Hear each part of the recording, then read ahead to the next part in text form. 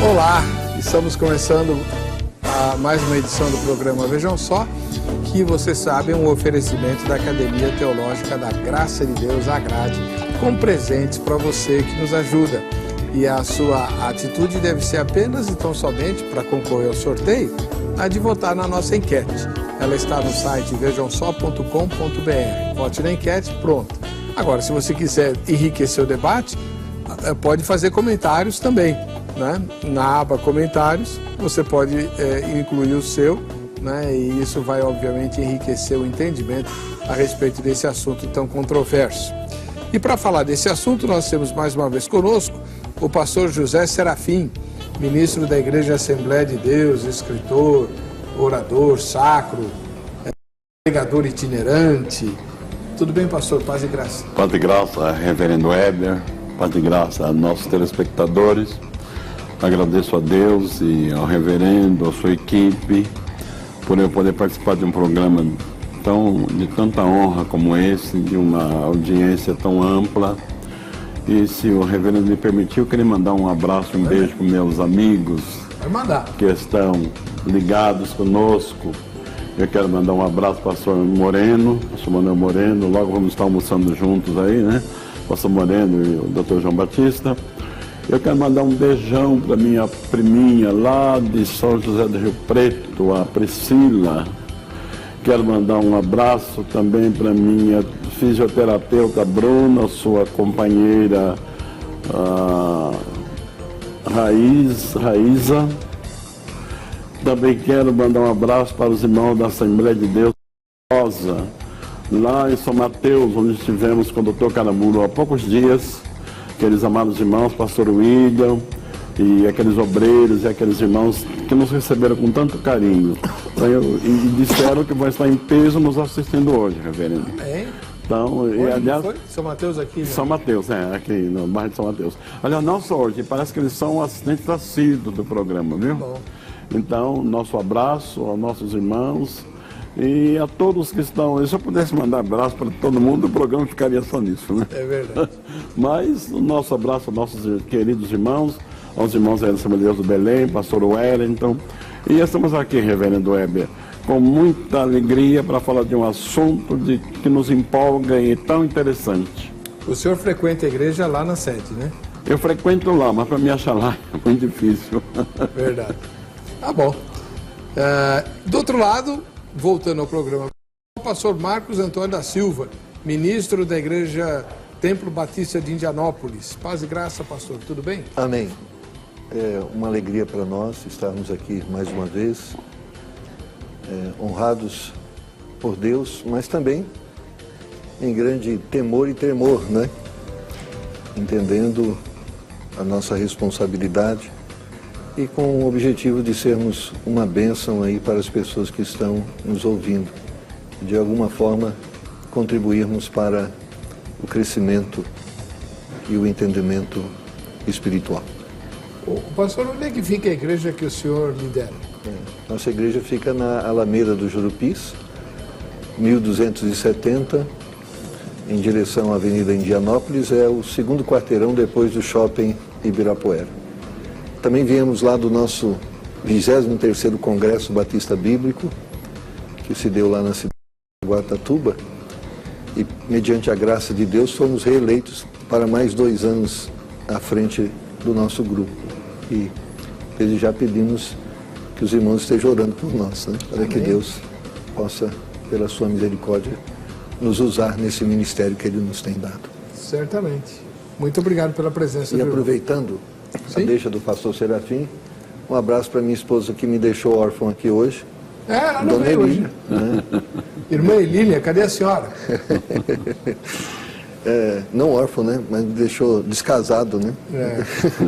Agora o senhor é que me deixou órfão, né? Que o senhor não me deu a data de pregar lá no hoje nós inverno, vamos resolver essa questão.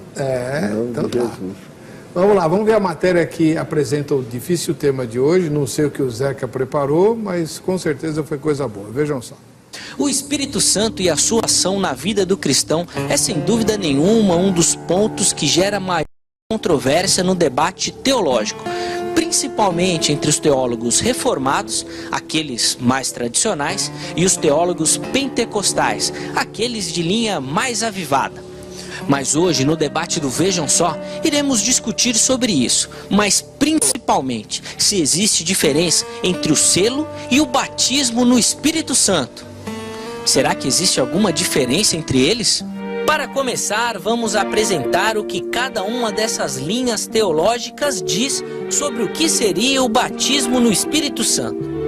Para a teologia pentecostal, o batismo no Espírito Santo seria uma experiência posterior à conversão, já que nesse primeiro momento seria feito o batismo com água.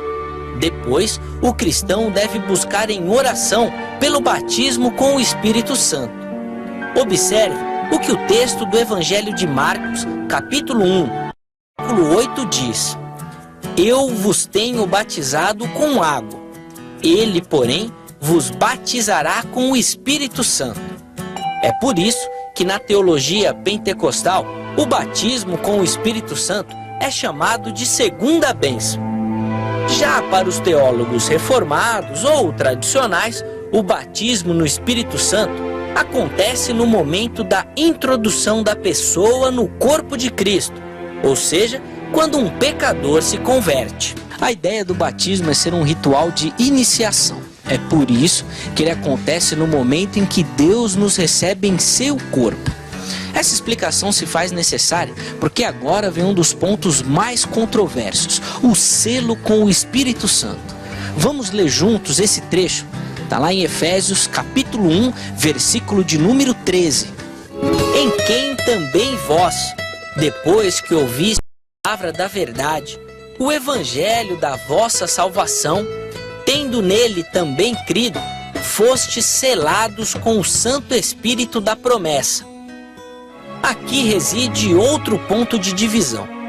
Para os mais tradicionais, o selo é a prova do batismo com o Espírito Santo.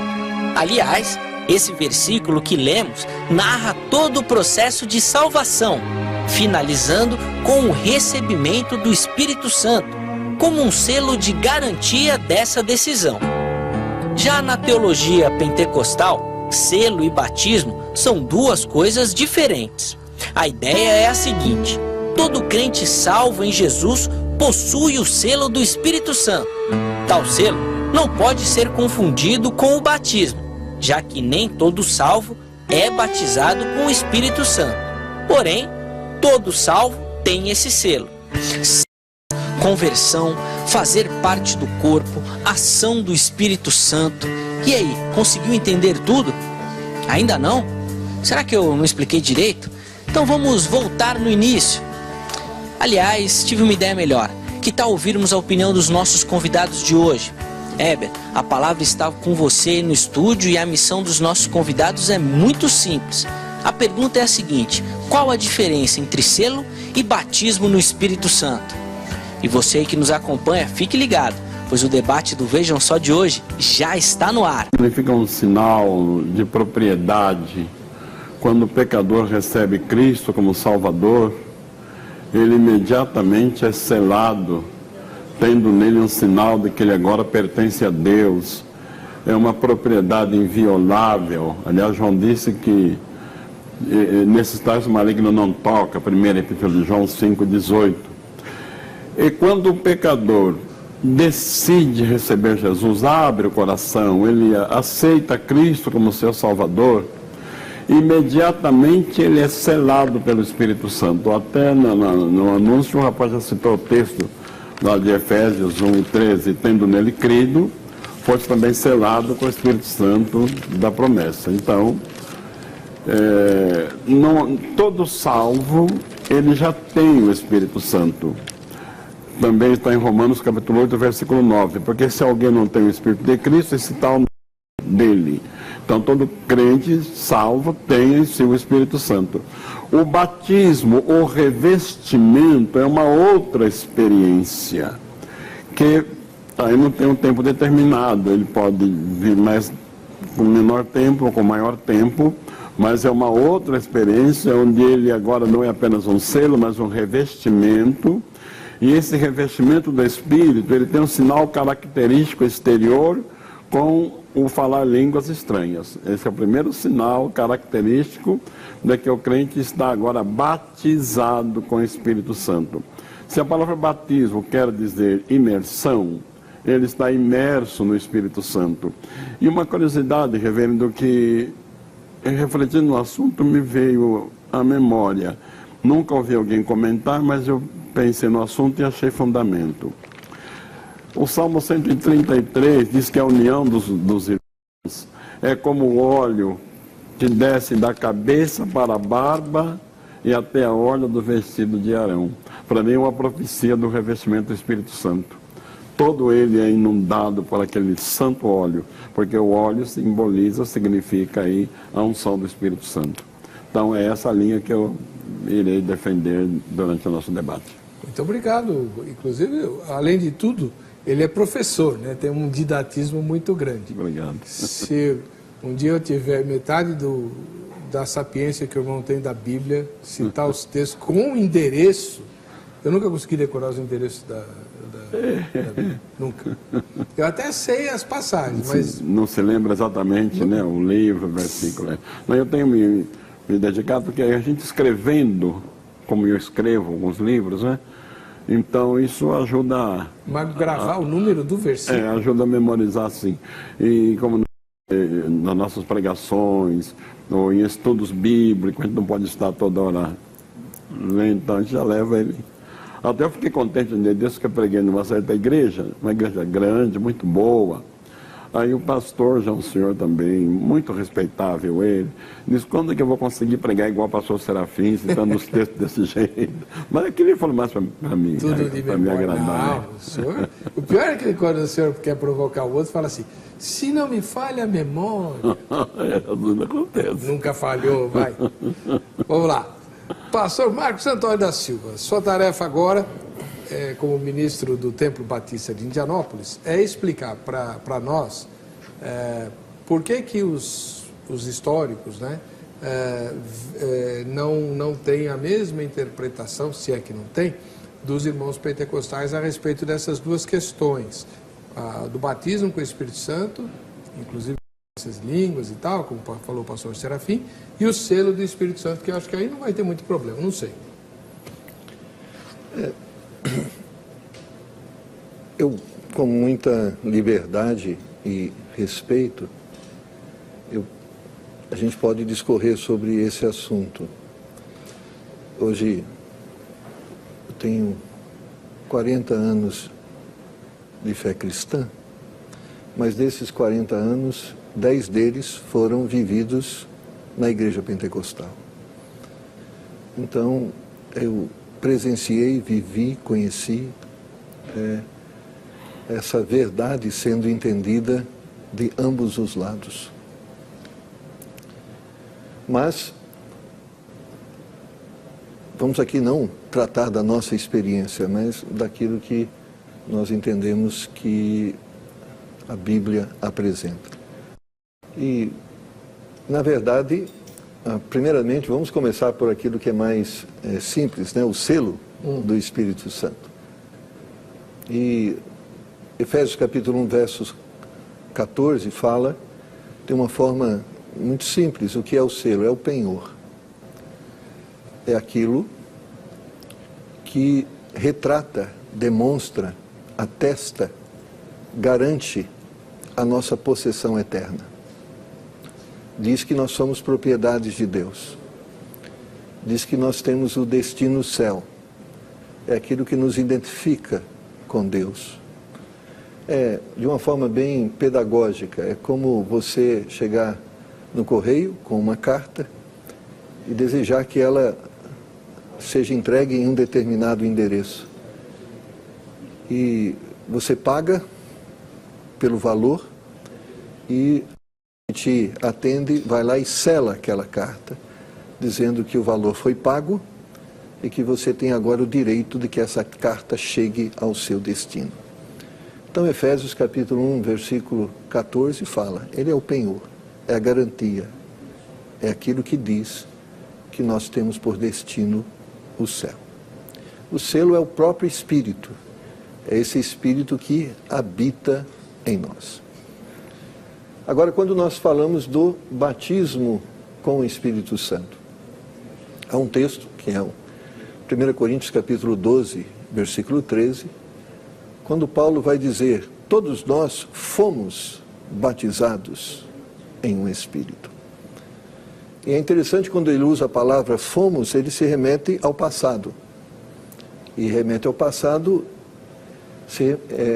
entendendo lá Atos capítulo 1, quando se a descida do Espírito Santo. Como nós vemos o batismo com o Espírito Santo?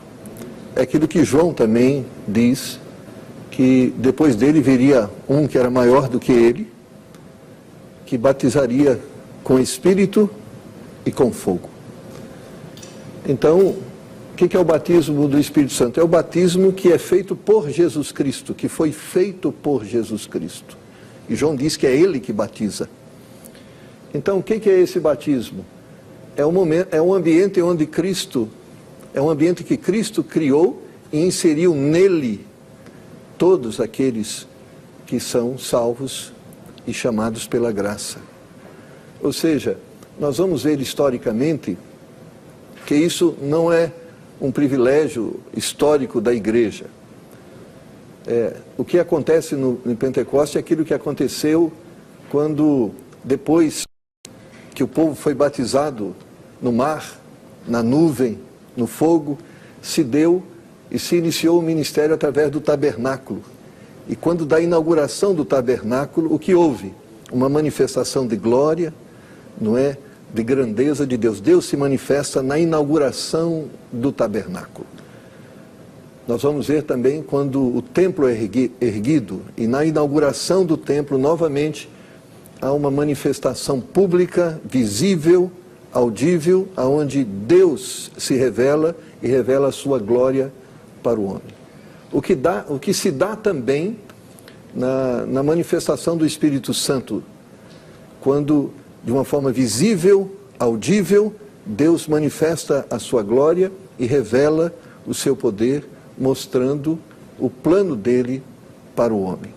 Então, o que nós vemos em tudo isso, e onde está essa é a beleza, né, da revelação bíblica.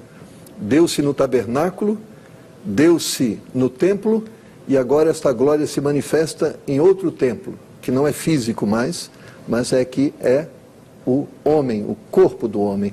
Então, quando a Bíblia, Paulo vai dizer que nós somos o templo do Espírito Santo, então agora essa glória não se dá porque o povo estava no templo, não se dá porque existia um tabernáculo, mas essa glória se manifesta no ser humano, no corpo do ser humano. Então nós chamamos de batismo com o Espírito Santo a manifestação inaugural onde Jesus Cristo introduz, mergulha todo cristão no Espírito Santo, identificando perfeitamente também com o seu ministério, aonde ele, né, foi batizado, mostrando o batismo com água, mas o seu ministério também foi feito na unção e no poder do Espírito Santo. Então agora, a presença do Espírito Santo sempre foi notória, mesmo no Velho Testamento, mas não agora desta forma, como se dá na época da igreja e no momento da igreja. E 1 Coríntios 12, 13 é um versículo base, onde Paulo se reporta ao passado, fazendo essa afirmação. Todos nós fomos batizados em um Espírito, ou seja, não houve exceção, todos em conjunto. E falando, não usando o futuro, todos seremos batizados, mas reportando ao passado, então, dizendo que houve um momento que isso aconteceu, e através daquele momento, esta verdade continua sendo vivida. Muito bem. Você ouviu os dois professores, eles foram bastante didáticos. Agora a gente tem uma série de dúvidas pontuais que nós vamos dirimir a respeito desse assunto.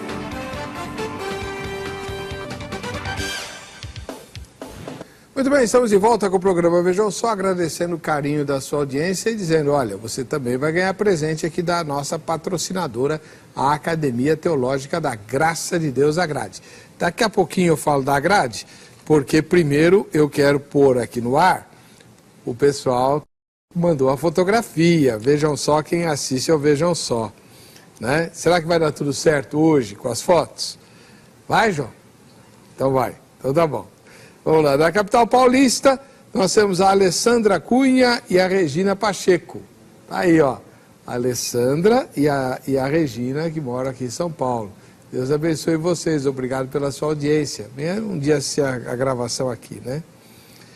Lá em Pirapora do Bom Jesus, um município que fica perto da capital, né? Nós temos o Jean Dantas da Costa, que praticamente não saiu na fotografia, né? Ô, Jean, manda outra aí, tá? A luz do monitor e aquele cara feio que dá lá atrás atrapalharam, né? Você merece aparecer melhor aqui, tá?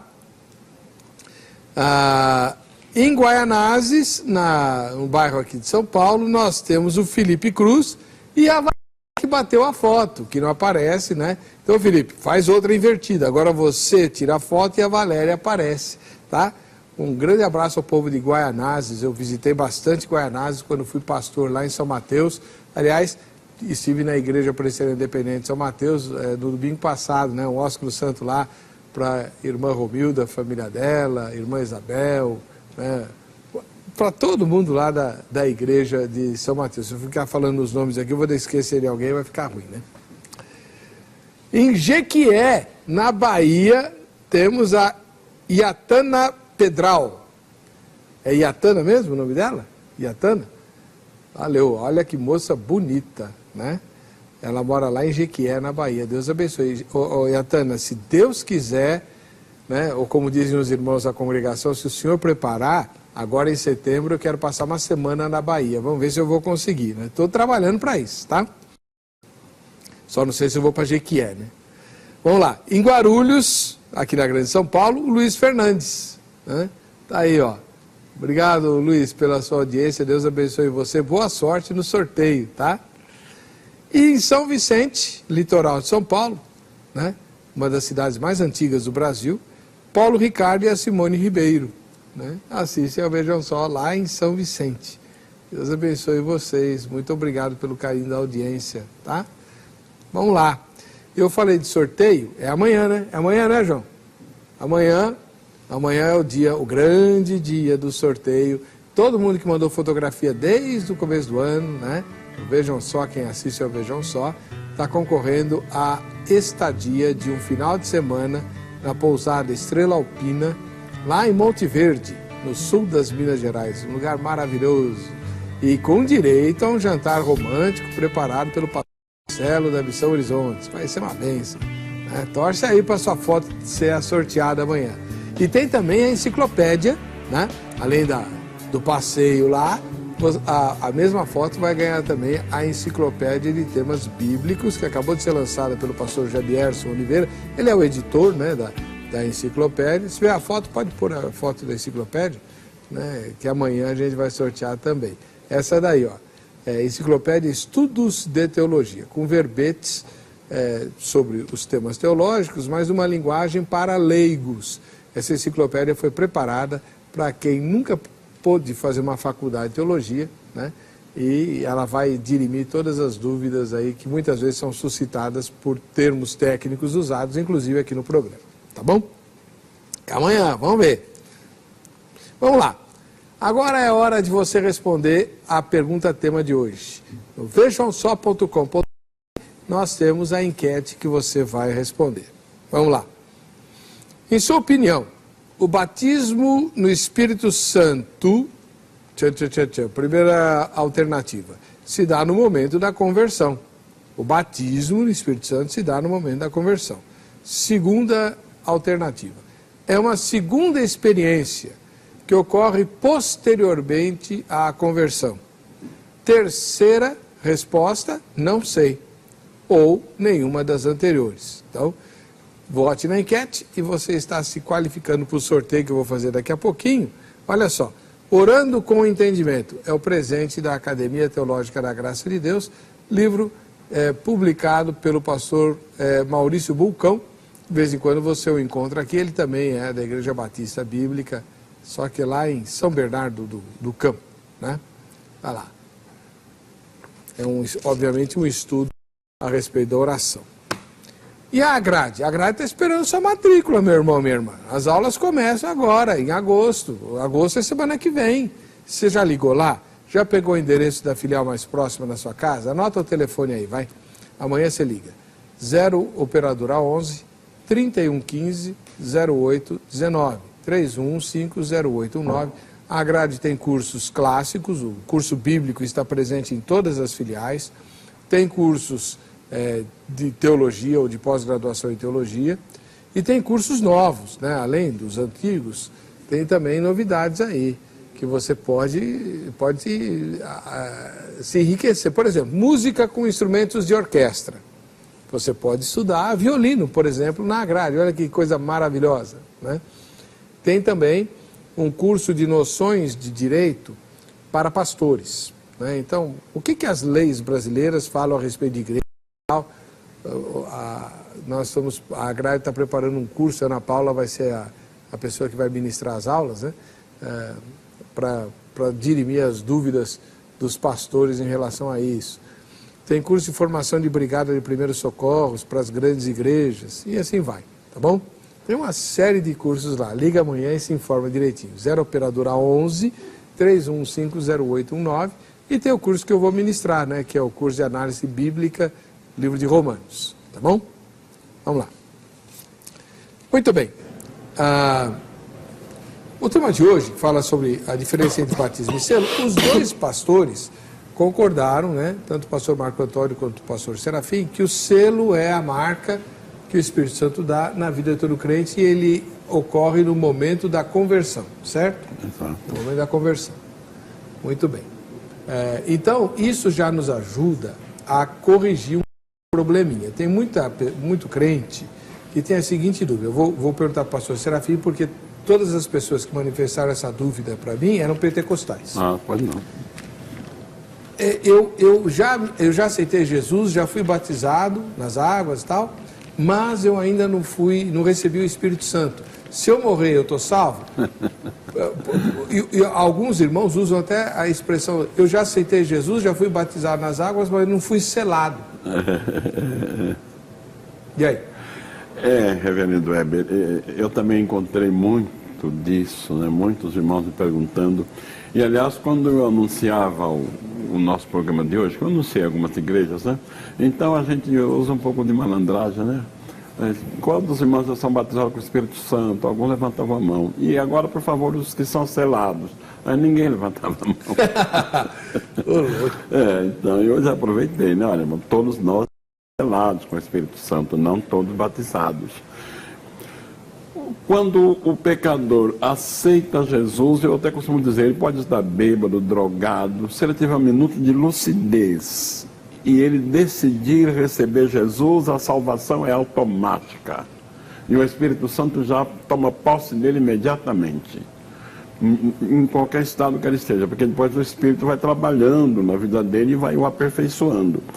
Então, amados irmãos que estão nos ouvindo, se você não falou língua estranha ainda, não foi batizado com o Espírito Santo ainda, mas você é salvo sim. Se Jesus vier buscar a sua igreja hoje, você tem tudo para ser arrebatado. Se ele te chamar para a glória, você já vai para a glória, não se preocupe não. Porque o batismo com o Espírito Santo, o batismo não é para a salvação. O batismo é um dom a mais que Deus concede para o desempenho da obra. Mas, como já disse bem o pastor Marcos, também dissemos, conforme as Escrituras, que o selo é a garantia, ele é um penhor. O que é penhor? É algo que se dá para alguém até que se receba aquilo que se propõe.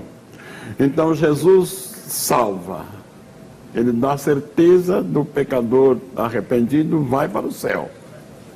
E para dar essa certeza, ele sela com o Espírito Santo, é um penhor. E o Espírito Santo, ainda Paulo disse em Efésios capítulo 4, versículo 30, dando um conselho: não entristeçais o Espírito Santo de Deus, no qual estáis selados para o dia da redenção. No dia da redenção, esse selo estará em ação em todo crente. Mas até domingo passado uma irmã me procurou Se pastor, eu faço visita, distribuo fornecimento, mas não sou batizado com o Espírito Santo. Eu posso, você não pode, mas a senhora deve continuar. Se encontrar um enfermo, a senhora ora por ele. Se encontrar um endemoniado, a senhora expulsa o demônio, porque a senhora já tem essa autoridade. Amém. Agora, pastor Marcos, baseado na fala do irmão, né, mostrando que o entendimento dos históricos, como eu, né, que o batismo com o Espírito Santo é, na verdade, a inserção do pecador redimido no corpo de Cristo, né, e tal, surgem algumas dúvidas, né? O senhor citou o texto de 1 Coríntios 12, 13, é 13, né? Isso. O senhor pode ler o versículo? Pois todos nós fomos batizados em um Espírito, formando um corpo, quer judeu, quer gregos, quer servos, quer livres, e todos temos bebido de Espírito. Muito, mas esse texto é forte, né? Aí surgem as seguintes dúvidas, irmão. É a seguinte, os apóstolos, quando foram batizados com o Espírito Santo, eles já eram convertidos. Eles estavam em uma reunião de oração. Amém. Porém, quando Filipe foi para Samaria, ele evangelizou em Samaria, houve um monte de conversões lá. Né? Tanto houve que nasceu uma igreja lá que os apóstolos de Jerusalém mandaram Pedro e João para verificar o que estava acontecendo naquela igreja lá, né? Dos samaritanos. Porque João tinha pedido para cair fogo do céu e queimar, né? Deus tem um humor mineiro, né? Mandou João lá, vai lá, João, vai lá, vê o que aconteceu com os homens que você queria queimar. Chegou lá, eles viram que eles estavam convertidos, mas eles só receberam o Espírito Santo e falaram em línguas e tal, quando os apóstolos oraram, numa experiência, portanto, posterior à conversão deles. O mesmo se dá na experiência de Paulo em Éfeso, com aqueles irmãos lá que ele encontra, acho que 11 ou 12 varões. Os discípulos de João. Os discípulos de João, né? Já na casa de Cornélio acontece junto, né? O pessoal se converte durante o sermão de Pedro e já recebe o Espírito Santo com evidência de línguas e tal. Então, a dúvida que surge não é fato que essa experiência com o Espírito Santo, primeiro, deve ser marcada com manifestação sobrenatural, como línguas, por exemplo, e posterior à conversão? É interessante que esse fato está diretamente ligado, por exemplo, o fato de Samaria e o fato de Cornélio, está diretamente ligado com o chamado de Pedro. Se nós lembramos que no chamado de Pedro, Jesus disse, eu vou te dar as chaves do céu. Tudo que ligares no céu, na terra será ligado no céu. E é interessante que os 3 episódios em que se deu esse fato, Pedro estava presente. Na descida do Espírito Santo, tirando Paulo, a questão lá dos discípulos de João, que é um outro contexto. Mas havia uma rejeição por parte dos judeus em aceitar os samaritanos. Havia uma rejeição por parte dos judeus em aceitar os gentios. Então aqueles sinais não foram sinais no sentido de dizer, olha, é assim que o Espírito Santo se manifesta, mas foram sinais para dizer, estes também fazem parte dessa nova aliança. Os samaritanos também foram chamados, ou seja, Paulo vai dizer, agora não é judeu, agora não é mais gentio só, todos fazem parte dessa aliança. Então nós percebemos onde foi usada essas chaves que Jesus deu a Pedro. Então, agora as portas do céu se abrem para os samaritanos, os discriminados, e as portas do céu se abrem para os gentios, Cornélio. E dessa forma, então, é atestado por meio desta manifestação, e tanto é que Pedro reconheceu que aos gentios foi dado esse privilégio, como também ele, junto com os apóstolos, reconheceu que aos samaritanos foi dado esse privilégio. Por quê? Porque eles perceberam que também eles haviam sido batizados no Espírito Santo. Então era um sinal de evidência de que eles faziam parte da nova aliança. E aquele contexto de Paulo, os discípulos de João, é interessante a pergunta de Paulo. A pergunta de Paulo aos discípulos de João foi esta: recebestes o Espírito Santo quando creste? Foi essa pergunta que ele faz. Ele diz, nem sabíamos sobre isto. Aí ele pergunta, em que fosses batizado? No batismo de João. Aí Paulo diz, na realidade João batizou o batismo do arrependimento. E logo depois eles foram batizados em nome de Jesus, e depois Paulo impôs as mãos e eles receberam o Espírito Santo. O que estava ali também representado era uma antiga aliança e a nova aliança, e ali o atestar, o testemunhar para eles desta aliança. E a questão também importante é que os sinais, novamente é interessante quando você lê a Bíblia de uma forma panorâmica, nós vemos que lá com Babel, todo o povo foi separado. Houve ali uma confusão de línguas e o povo foi dividido. Mas o que acontece em Atos, com a manifestação de línguas, é uma reversão de Babel. Ali não houve línguas estranhas. O que houve ali foi os judeus começaram a falar e cada um entendia na sua língua. Esse é o relato do texto de Atos. E ali há a citação, persas, ali cidadãos romanos, cretenses, e ele faz uma discriminação de nacionalidades, entendendo-se ali com vários idiomas, e há uma ênfase, e nós o temos ouvido falar em nossa própria língua. Então, através do pecado o povo foi dividido, mas através de Cristo agora o povo é unido. E há em Atos uma união, todos fazem parte agora do corpo de Cristo. E há um sinal que testemunha.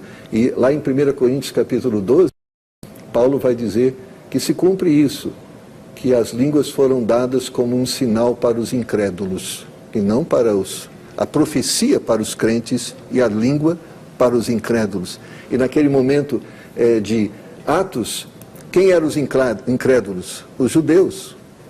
Naquele momento com Cornélio, quem era o incrédulo? Os judeus. Naquele momento com os samaritanos, quem eram os incrédulos? Os judeus. E diante daquela evidência, daquela manifestação visível, audível, eles passaram a aceitar que gentios também podiam fazer parte do corpo de Cristo. Mas esse tipo de manifestação acabou, pastor? Daquela forma, cessou. Não vemos depois desses episódios, nas igrejas que se sucederam, nas igrejas historicamente que nós temos, e os relatos dos livros históricos, que isso novamente não ocorreu. Ocorreu naquele momento. É como eu disse, quantas vezes o templo foi cheio de fumaça depois da consagração? Tá. Foi só uma vez. E aquilo é como diz assim, é da mesma forma que o batismo, nós batizamos uma vez e vivemos o batismo. Da mesma forma, Cristo nos batizou uma vez e nós vivemos esse batismo. Então esse batismo, eu e você estamos vivendo ele agora. Então, mas os pentecostais vivem de forma diferente. Por quê, hein, pastor? O reverendo, o pastor Marcos, né? Isso. Pastor Marcos, falou muito bem, gostei de ouvir o pastor falar e confirmar essa manifestação do Espírito naquelas pessoas. Só que o pastor não nos explicou o porquê que cessou, ou onde está um texto bíblico que diga que tenha cessado. Aí eu costumo usar capítulo 2 de Atos, verso 39, quando diz assim, qual era a promessa? Do Espírito Santo. Diz respeito a vós, que estão aqui presentes, aos vossos filhos, e a todos que estão longe, tantos quanto Deus nosso Senhor chamar, até nós, até o pastor Marcos, o reverendo, eu, todos nós, a promessa nos diz respeito. Fomos chamados por Jesus, ela nos diz respeito. E por que deve haver mudança? Por que naqueles falaram língua estranha, hoje não tem mais incrédulo para ouvir línguas estranhas também? O capítulo 14, versículo 2 de 1 Coríntios, Paulo diz, aquele que fala em língua, em mistérios, fala com Deus. E no verso 3 ele diz que, o verso 4 me parece, que quando se ora em espírito ou se canta em espírito, o entendimento fica sem fruto, mas o nosso espírito é edificado, é fortalecido. Então ele não eliminou a língua estranha da igreja. O que deve acontecer é ordem, é disciplina no culto.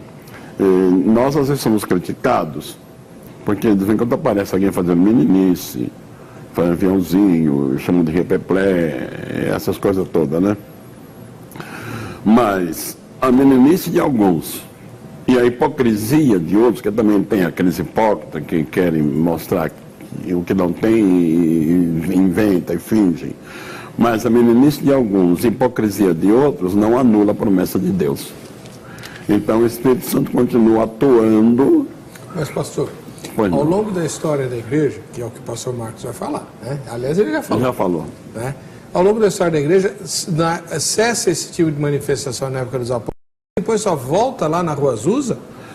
Ô, reverendo Weber, a nossa base de fé não é a história, é a Bíblia.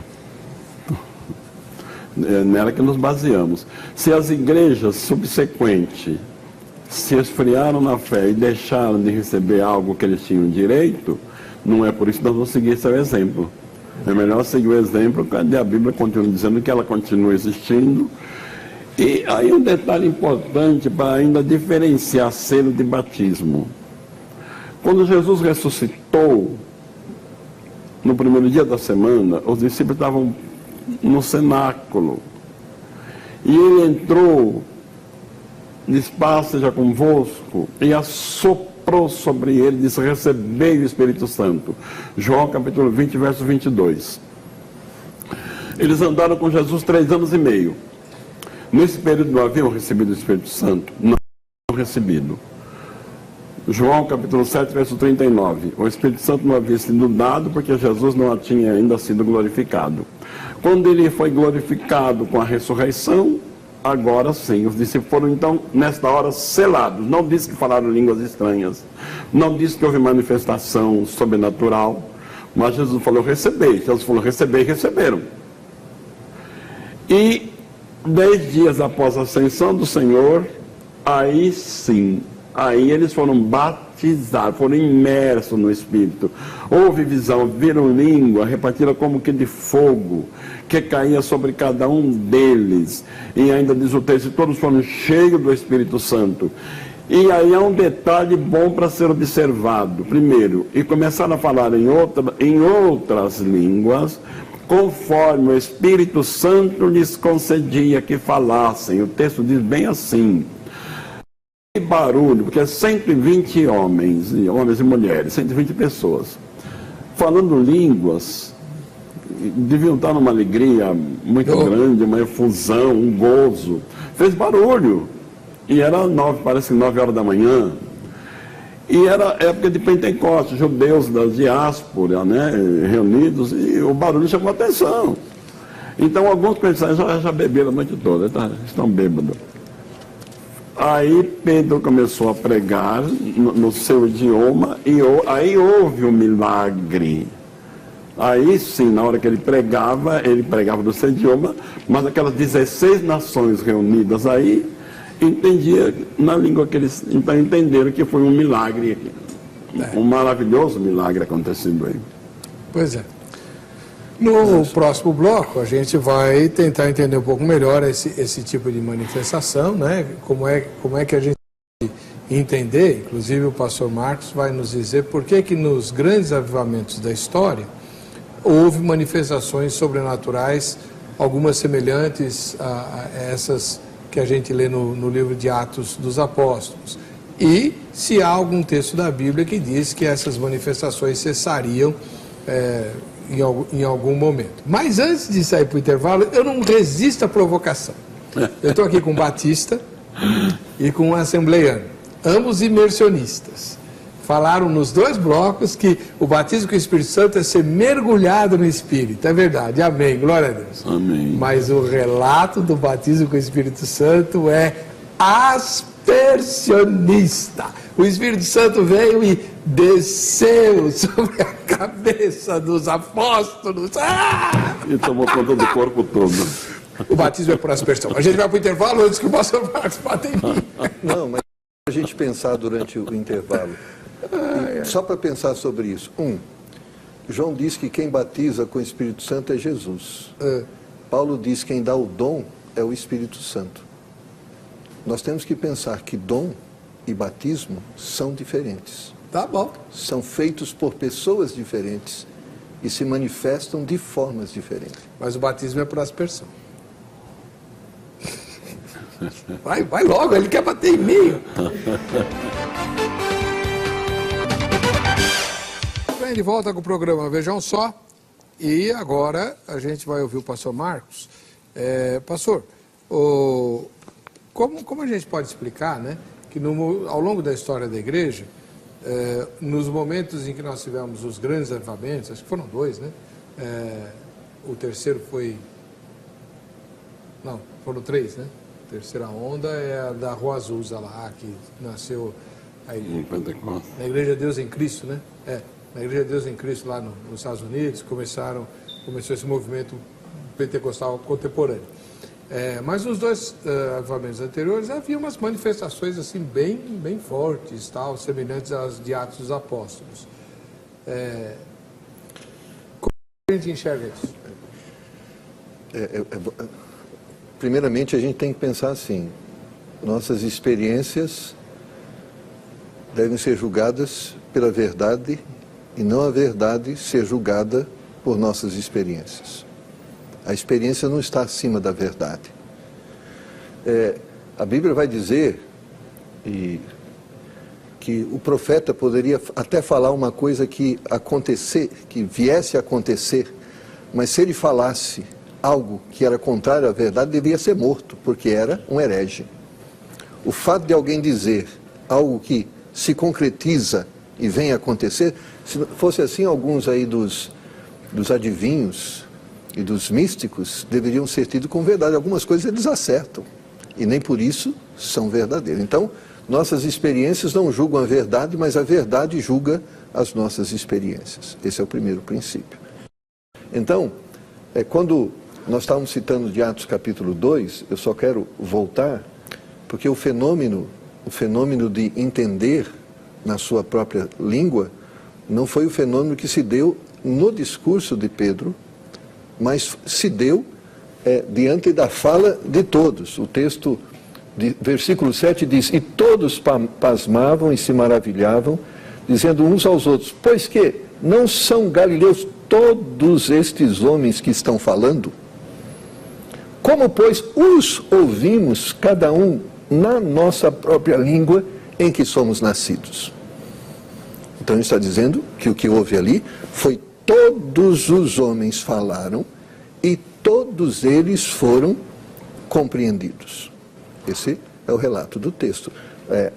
Pedro vai começar o sermão no verso 15. Ele começa o sermão depois. Isso chamou a atenção. Então, esse é o primeiro. Então, aqui nós não tivemos línguas estranhas. Em Atos capítulo 2, não houve línguas estranhas, porque a língua foi entendida. Todos nós os ouvimos falar na nossa própria língua.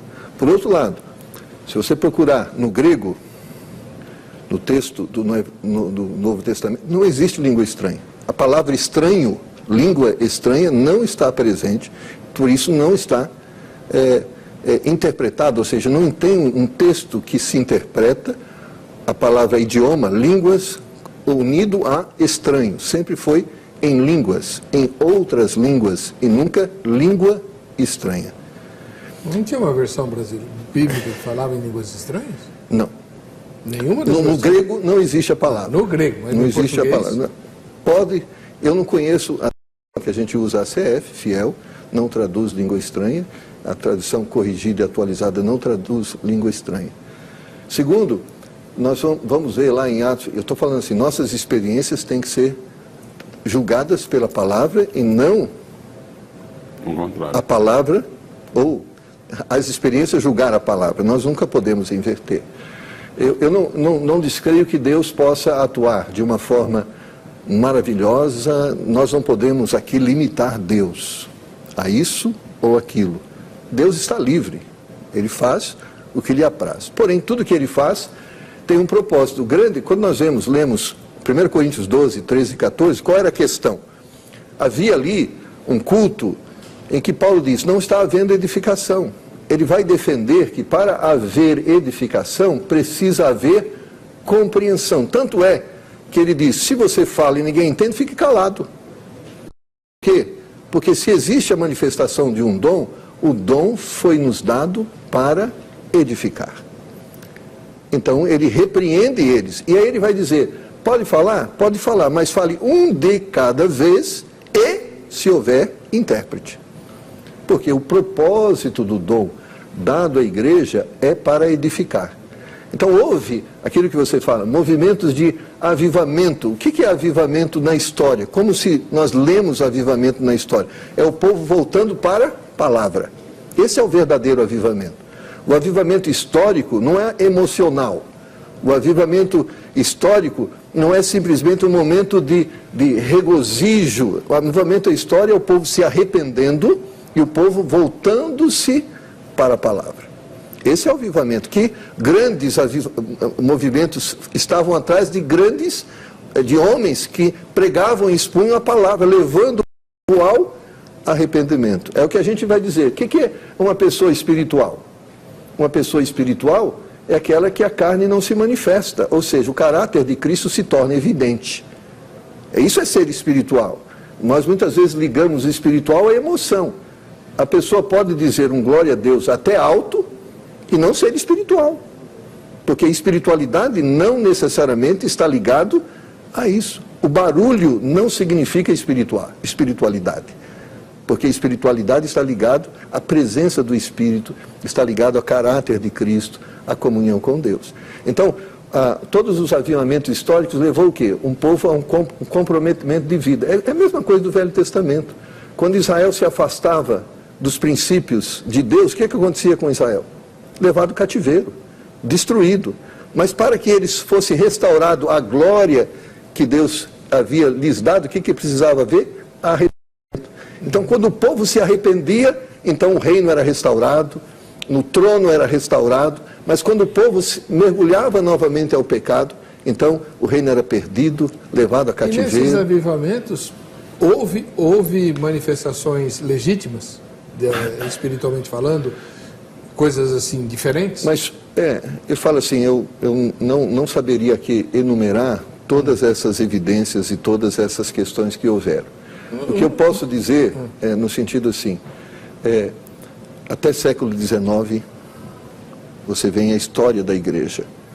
E até o século XIX, ou seja, são mais de 1.800 anos, 1.800 anos, a história da igreja não foi marcada por esta forma. Não estou dizendo que houve um momento que houve e depois esfriou. Porque se houve um momento que houve, quanto durou esse momento? Deve ter durado uma semana, um mês, porque depois lá de João, depois de Pedro, depois de Paulo, onde se dá na Bíblia outro exemplo que isso aconteceu? Em Corinto. Sim, quando fala de Pedro e Paulo, ok? Citando aquele depois da história da igreja. Você não vê, mas historicamente, Flávio Joséfo, você lê toda essa história. Do segundo século em diante. Do segundo século em diante, você não vê esse fenômeno, ou não vê essa manifestação. Em Montano tem, mas aí é heresia. Estou falando na história que se segue, não estou dizendo a igreja ser... Até um tema que eu quero sugerir para você, para a gente discutir um dia no programa, a profecia sobre a apostasia dos últimos dias. Nós estamos vivendo os últimos dias, todo mundo diz que sim, mas onde está a apostasia? Na Europa. Na Europa? É só lá? Então a gente precisava até identificar o que é apostasia. Então, Atos, 1 Coríntios capítulo 12, é muito claro, havia um mau entendimento sobre dons. Havia um mau entendimento sobre a forma que a igreja deveria se organizar liturgicamente. Mas eu só vou fazer uma última pergunta para o senhor sobre isso, porque a gente sabe onde o senhor vai chegar. Paulo termina toda essa sessão, porque eu vou falar antes que o pastor Serafim fale. O que você vai falar? Ele vai falar assim: e não proibais falar em línguas. Tudo seja, porém, feito com ordem e decência. Agora, vamos olhar. Paulo diz: eu falo mais língua do que todos vocês. O que ele está dizendo? Que ele fala que ele tinha mais dom de línguas do que todos os outros? Ele está falando de idioma. Ele está falando de... Não, mas o idioma no culto lá, ele exigia que tivesse intérprete, certo? Sim. Se não tivesse intérprete, a pessoa tinha que ficar orando entre ela... Mas, Cocarelli, é só uma pergunta. O dom foi dado por quem? Pelo Espírito Santo. Uma pergunta. Se Deus te dá um dom, Deus te dá um dom para você ficar calado?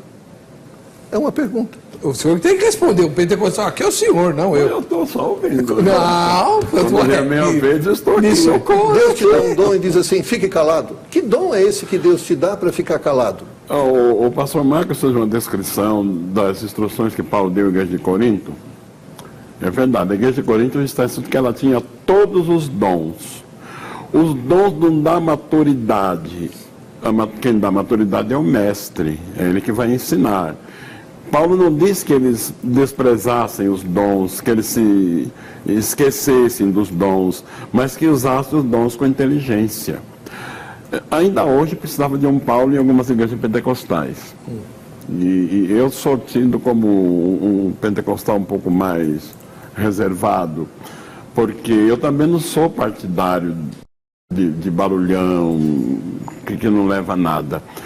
Às vezes há uma mensagem tão poderosa, a gente fala língua estranha baixinho, só pra gente. Que aquele que fala língua estranha se edifica a si próprio, para não atrapalhar o meu irmão de ouvir a mensagem. E você vê um crente enxugando as lágrimas, e você nota nele cheio de gozo. Ele está se regozijando no Espírito de Deus, mas ele está educado para não atrapalhar. Agora, que continua na igreja os dons de línguas estranhas e o dom de interpretação das línguas, ele continua sim. Disso sou testemunha ocular. Uma pessoa vem de um outro lugar que ninguém sabe, começa a falar língua estranha, outra pessoa do lado interpreta aquela língua e alguém se manifesta como sendo o alvo daquela mensagem. Então, o dom continua plenamente. Deus é dinâmico, não se deixa levar pela nossa filosofia, não. E não tem nenhum texto da Bíblia que diga que esses dons cessariam. Mas enquanto a igreja estiver na terra, esses dons continuam. Eles só vão cessar quando nós entrarmos no céu, como Paulo disse no capítulo 13, que havendo língua cessará, havendo profecia cessará. E que idioma nós vamos falar lá, hein? Tomara que seja português. Essa é uma pergunta muito boa, viu? Eu acredito que Deus tem lá um idioma que nunca ninguém conhece, um idioma celestial. Nós vamos aprender como, hein? Nós não temos o que aprender, nós já temos no Espírito aquela comunhão com Deus, não é? Aquilo já flui naturalmente, lá não vai haver Babel, né? Não vai haver Babel. E a grande questão, assim, que muitas vezes coopera, e é um fator determinante, que você vai ver que o pensamento fundamentalista, ele vai afirmar que o surgimento do perfeito foi o complemento da revelação. Ou seja, quando a Bíblia se completa, então o perfeito se dá. Então, não há mais a acrescentar. Tudo está aqui revelado. Só que aí, pastor, com licença, não se acrescenta nada, você continua naquilo que já existe. Sim. O Espírito Santo continua atuando como atuou no princípio, os dons, ele continua concedendo dons à igreja, como ele deu na igreja primitiva, e isso deve, enquanto a igreja estiver na terra, esses dons continuam vivos no seio da igreja. Mas não há nenhum texto da Bíblia que podemos nos firmar para dizer que esses dons, a línguas estranhas... 1 Coríntios 13, ele está mencionando um. A interpretação... Eu já mencionei primeiro. Quando que eles vão cessar? Quando a igreja entrar no céu, quando vier o que é perfeito. Isso, então aí depende da interpretação do que é perfeito.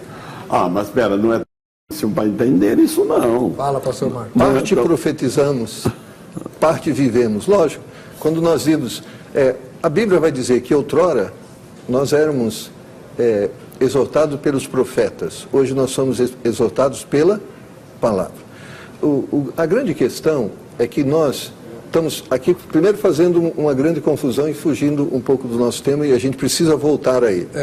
Primeiro, batismo com o Espírito Santo não é dom. Batismo com o Espírito Santo, João disse, é Jesus que batiza. Ele vos batizará com o Espírito Santo. Ele quem? Jesus Cristo. Paulo vai dizer que os dons é dado por quem? Pelo Espírito Santo. Então, uma coisa é bem distinta. Batismo com o Espírito Santo é feito, é produzido por Jesus Cristo. João disse, ele vai batizar com Espírito e com fogo. Ele vai mergulhar, ele vai unir a pessoa Cristo ao seu corpo, mas também lá no versículo seguinte, ele vai dizer, vai mergulhar no inferno, no fogo, na condenação eterna. Mas espera aí, dá licença. Eu já vi essa discussão aqui e eu fiquei mordendo a minha unha em casa quando eu vi esse negócio. Está em Mateus capítulo 3, versículo 5. E ele vos batizará com o Espírito Santo e com fogo. Esse fogo não é fogo do inferno não, pastor, me desculpe. Esse fogo aí é fogo de purificação. Me dá licença eu comentar um pouco o assunto. Jesus, quando foi batizado com o Espírito Santo, quando ele saiu da água, o céu se abriu, desceu o Espírito sobre ele em forma corpórea de uma pomba, não houve fogo. Por quê? Porque Jesus não tem nada para ser purificado. Mas no homem, então essa manifestação é com fogo, fogo purificador. Foi o mesmo, um fogo semelhante ao que aconteceu com Isaías, no capítulo de Isaías, quando ele disse, ai de mim, que habito no meio de um povo de lábios impuros.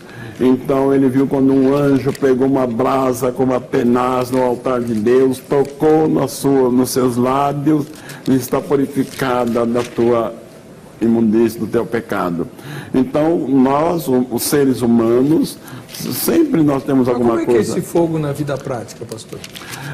Aí é claro, na vida prática nós continuamos recebendo essa purificação. Mas como assim? O que é esse fogo assim, no dia a dia? Mas eu penso que a Bíblia diz que é o sangue de Jesus Cristo que nos purifica. Nós não somos purificados por fogo. Existe sim uma visão, deixa eu só terminar. Existe sim uma visão que Paulo diz que é o julgamento das obras, lá, quando vai haver o julgamento das obras, e elas vão ser queimadas por fogo. Isso. É outro fogo aí. É esse fogo. É outro Agora, fogo. nós não somos purificados por fogo, nós somos purificados pelo sangue de Jesus Cristo.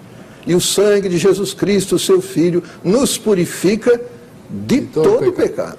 Nós cremos na doutrina da expiação. Nós cremos na doutrina da justificação, que se dá por meio do sangue. Nós não somos aperfeiçoados por meio do fogo. É claro nós somos purificados por meio do sangue. Mas as provações, a gente não fala que as provações... É claro que esse fogo é uma palavra simbólica, é evidente que é simbólico. Mas o texto como foi o fogo que queimou a língua de Isaías, lá era simbólico. No versículo seguinte de Lucas, diz, ele está com a pá na mão. Logo em seguida que ele diz... Limpa jogar no fogo. Ele vai jogar no fogo. O que ele vai jogar no fogo? No inferno. O que é que ele vai jogar no fogo do inferno? Aquele que não está. Não é. Leia o texto mais devagar, pastor. Vamos lá para o texto. A palha. Ele vai jogar a palha no fogo. Ele limpa a eira e joga a palha no fogo. Mas com que sentido é esse? A palha é... O que é palha? A palha é... o ímpio é como palha. Não, mas no texto não quer dizer isso, não. Quer dizer o quê? Não, absolutamente não. Ele usa uma linguagem rural, uma linguagem do trabalhador rural, não é? O que é a eira? É aquela vala que eles fazem para plantação e tal. E entra alguma coisa lá que não deve ficar. Então o lavrador tira o texto e lá queima aquela palha. É João 3... Lucas 3. Em sua mão ele tem a palha e para me ajuda aqui, só para a gente ir lá para o texto. Com fogo inextinguível. Então não é inferno? Sim. Mas então tá certo. Mas não é... Não, espera aí, nós estamos mudando o texto. Não, vamos pegar o texto para a gente não ficar... Bom, enquanto você procura o texto, deixa eu ouvir o que o Zeca apurou quando perguntou isso lá no Reduto dos Crentes. Vamos lá. Qual a diferença entre selo e batismo no Espírito Santo? você me pegou, hein? Selo e batismo? Não sei. Selo e batismo no Espírito Santo? Se é que você acha que existe diferença, né? Qual que é a sua opinião? Se é que há diferença ou não? Não sei te dizer. Não sei te dizer. Essa diferença eu não sei. Não. Não sei a diferença. Creio eu que não existe, na verdade, essa diferença, né? Tudo é um propósito só, que seria a renovação do ser humano, né? Com essa força maior que o Senhor Jesus Cristo, ele prometeu para o seu povo, que quando ele deixaria a terra, ele seria o Consolador, e ele vos batizaria com fogo, né? Então, assim, no meu ver, assim, são só formas de pessoas interpretar, mas no final é um dom único, né? Seria um dom único para mim. Quando a gente dessas águas batismais, nós somos batizados, né, do Espírito Santo, né? E selado é quando a gente percebe a atuação do Espírito Santo através dos nossos atos, do que nós fazemos, aí a gente percebe que é um selo do Espírito Santo. Né? Epa! Pobreza. O programa de hoje foi útil. Mateus 3, né, versos 11 e 12. Em verdade vos batizo com água para arrependimento, mas aquele que vem após mim é mais poderoso do que eu, cujas alparcas não sou digno de levar. Ele vos batizará com espírito e com fogo. Em sua mão tem a pá, ele limpará a sua erva, colherá no celeiro o seu trigo e queimará a palha com o fogo que nunca se apaga. Ele está se referindo ao inferno. O fogo que nunca se apaga é o inferno. O trigo para o celeiro, a palha para o fogo. Não é a palha que vai fazer o fogo, mas a palha vai ser jogada no fogo. Tá? Aquele que ele batiza com o Espírito Santo, porque o texto diz, batiza com o Espírito Santo e com fogo. Ele não vai batizar alguém com o Espírito Santo e jogar esse batizado no inferno. Não, ninguém falou isso, ele pastor. Tem ambos o poder. Eu falo assim, quem tem poder de lançar o homem no inferno? Só Deus. É ele. A cruz, é interessante quando a gente olha para o Calvário, não é por acaso que existe 3 cruzes. Porque a mesma cruz que salva, e salvou um deles, é a mesma cruz que condena. Condenou o outro. Um dos ladrões se arrependeu. Hoje mesmo estarás comigo no paraíso. O outro não sabia. Por que tem 3 cruzes? Mostrar, no centro está a salvação. Você pode se relacionar com ela e ser salvo. Você pode desprezá-la e ser condenado. O mesmo Cristo que salva é o Cristo que condena. Quem crê será salvo, e quem não crê? Já está condenado. E por que não crê? Porque não crê no unigênito Filho de Deus. Então, a primeira coisa que precisa ficar claro é que o batismo com o Espírito Santo é Jesus que faz. Ele batiza. O dom do Espírito é o Espírito que dá. Até aí, pastor, então nós estamos confundindo a mesma língua. Com o batismo. batismo. Jesus que batiza com o Espírito Santo. O Espírito Santo dá dons para a igreja. Eu até, às vezes, em alguma palestra minha, eu costumo dizer, o Espírito Santo é o amigo do noivo, está cuidando da noiva, preparando a noiva, adornando a noiva para o encontro com Jesus. Então, ele dá os dons espirituais, ele dirige, ele orienta, ele está cuidando da noiva. Sim, aí nós falamos a mesma linguagem. A nossa diferença está justamente daí para frente. Que nós eu falo assim, o que há uma diferença é que confunde o batismo com o Espírito Santo com dom de línguas. Não, aí não há confusão, não. Não, são coisas distintas. Alguém não batizado com o Espírito Santo tem dom de línguas? Só existe o dom de línguas? Não, é um deles. Agora, precisa ter todos o dom de língua? O dom de língua, todo crente tem dom de língua. Mas onde todo está? crente batizado com o Espírito Santo tem dom de língua. Mas onde está isso? Olha que nem todo mundo concorda. O pastor Enéas Sonini não concordava com o senhor, não.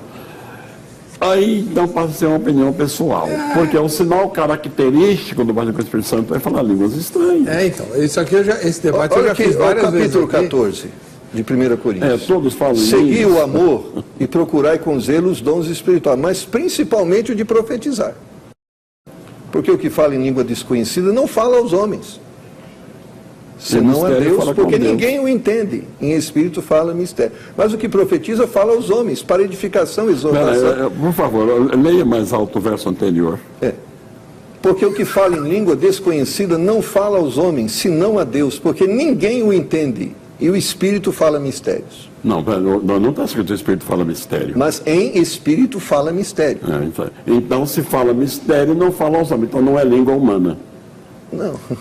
Isso está muito claro aí, mas o que não está claro é que o nosso tempo acabou. Não, mas deixa... Paulo está defendendo uma linha de pensamento, ele está defendendo o quê? Que todos os dons foram dados para edificação. E quando não há edificação, não tem sentido de existir o dom. Mas o dom, mas eu falando isso edifica a pessoa que está falando? Mas o que ele está dizendo? Ele está dizendo, é isso que a gente precisa encerrar com esse pensamento para pensar. Não quero ser dono da verdade, ok? Então, mas estou dizendo, ele está defendendo, olha a linha de pensamento, ele está dizendo assim, para haver edificação precisa haver entendimento, compreensão. Ele diz, o que fala em língua edifica a si mesmo. Se ele está dizendo que para haver edificação precisa haver compreensão, ele diz que o que fala em língua edifica a si mesmo, ele não está se opondo à sua linha, ele está dizendo, quem fala em língua, só ele entende o que ele está falando. Porque ele está defendendo... 14, verso 2, ele diz que ele não entende, ele diz que ele ora... Os homens não entendem. Não, quem está falando. Eu posso orar em espírito e cantar, o meu entendimento... Porque ninguém o entende. O senhor está lendo o capítulo 2, versículo 2. Ninguém o entende. Em espírito fala mistérios. Porque o que fala em língua desconhecida ninguém não fala aos homens, senão a Deus. Mas ele vai dizer lá na frente, só ele é edificado. Só ele é edificado. E não vale? Mas novamente dizendo, ele está dizendo que para haver edificação precisa haver compreensão. Ele está dizendo que existe a edificação sem compreensão? A gente pode até fazer um tema sobre isso. Acabou o tempo, já explodi, já estourei, não tem jeito. Você pode inquirir os nossos convidados por intermédio do site, o contato deles está lá no vejamsó.com.br, na aba convidados, para que você possa dirimir suas dúvidas se elas ainda ficarem, e a gente vai falar. Vamos discutir 1 Coríntios 14 aqui. Não dá para botar meus Vocês dois podem voltar, não dá tempo, pastor. Não dá mais. Quem ganhou o presente foi a Magali, lá de Vitória. Então tá, a gente se vê no próximo Vejam Só.